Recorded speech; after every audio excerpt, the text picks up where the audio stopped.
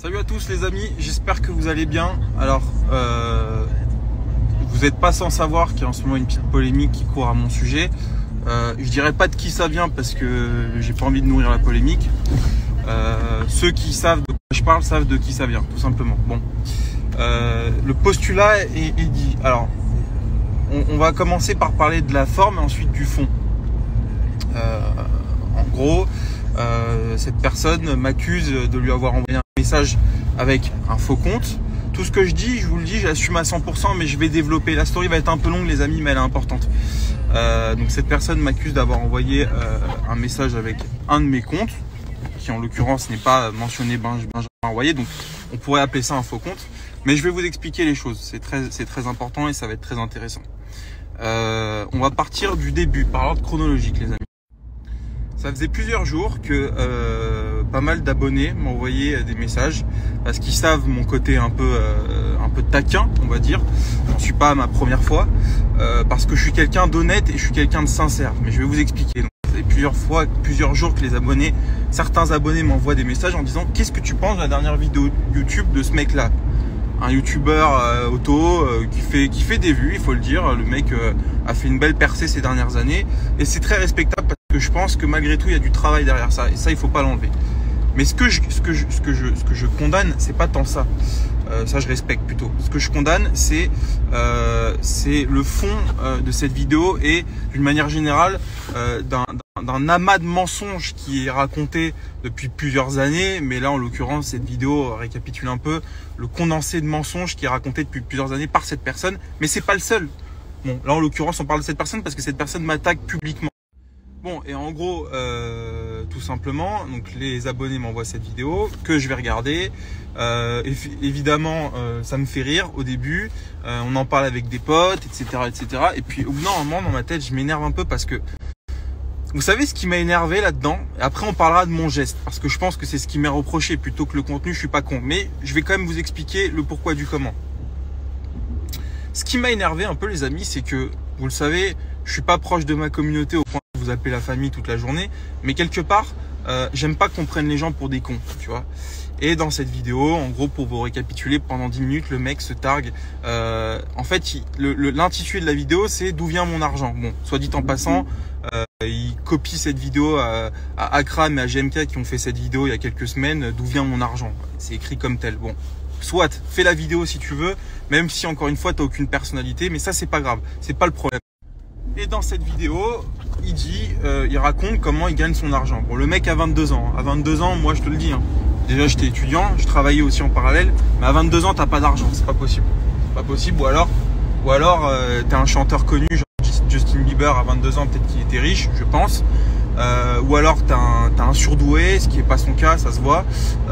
Ou alors t'as de l'argent de famille. Et on viendra, en fait, il n'y a aucun souci avec ça. Moi, ce que j'aime pas, c'est les mensonges. Bon, bref, je continue. Le mec, dans sa vidéo, dit j'ai plusieurs investissements. En ce moment, j'investis beaucoup. Des immeubles de rapport, des appartements, j'en ai quelques-uns. Et puis, un peu de bourse et de la crypto. Bon, tendance haussière. Tu sais, il te sort des mots, vraiment, genre immeuble de rapport, crypto, tendance haussière, des mots qui sont, on dirait, c'est qu'il allait payer des conférences de Cédric Anissette, tu vois, où on dit ouais, immeuble de rapport, mais personne dit ça, frère. Donc ça se voit déjà que c'est un mensonge, mais bon, c'est pas grave.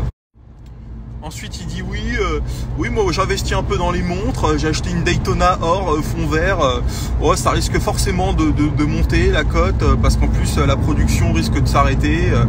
Déjà, même chez Rolex, ils savent pas quand la production va s'arrêter. Alors déjà, t'es qui pour dire ça? Moi, je suis un peu dans les montres et je sais de quoi je parle. En l'occurrence, t'en sais rien. Bon, et en plus de ça, t'as un menteur parce que t'as pas de Daytona fond vert. Si t'avais une Daytona or fond vert, ça vaut 80, 70, 80 000 euros. Crois-moi que tu t'afficherais de partout avec parce que t'es ce genre de mec. Et te cache pas, c'est pas grave, il y a pas de souci. Moi, j'ai une Daytona or fond vert, je la mets, c'est clair, c'est une putain de belle montre, mais t'en as pas. Arrête un peu de mentir. Donc bref, tout un amas de mensonges pendant 10 minutes. Au bout d'un moment, mon sang, il a fait qu'un tour et j'ai dit, mais putain, mais il peut pas prendre les gens pour des cons comme ça, c'est pas possible. Je veux dire, dans notre communauté, je sais qu'il y a des jeunes, des moins jeunes, il y a des gens qui sont un peu intelligents, qui ont de la bouteille et qui savent que c'est de la merde et qui vont pas en prendre compte. Bon, ça, c'est bien.